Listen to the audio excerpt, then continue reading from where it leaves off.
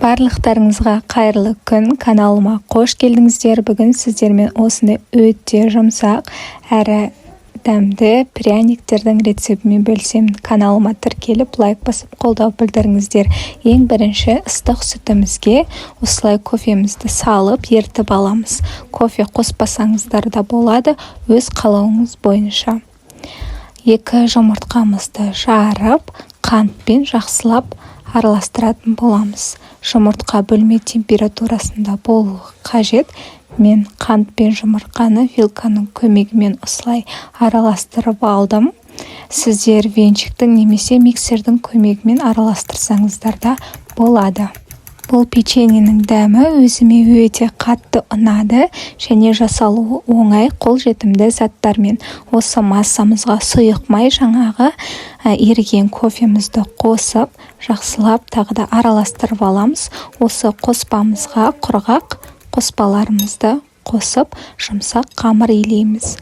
Ұн, қамыр қопсытқыш 1 шай қасық және какаомызды қосып, жақсылап араластырып, қамыр илейміз. Бұл қамыр илеген кезде қолға жабысады, сондықтан жарты сағатқа тоңазытқышқа қойып қоюға кеңес беремін. Сонда печеньені формасына келтіру оңай болады.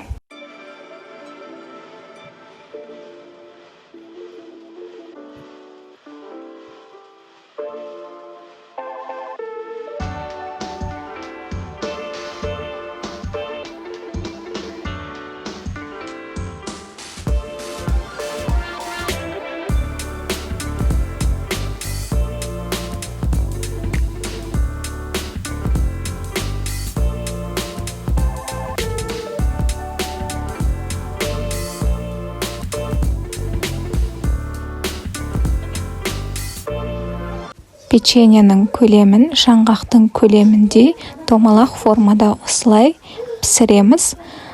Духовкада 180 градуста 15 минутта пісіп шығады. Міне печеньелеріміз өте дәмді әрі әдемі жұмсақ болып шықты. Жасап көруге кеңес беремін. Астарыңыз дәмді болсын. Және де печеньені жалпақ көлемде осылай пісірсеңіздер де болады. Өздеріңіздің қалауларыңызға қарай печеньенің формасын өзгерте аласыздар. Астарыңыз дәмді болсын.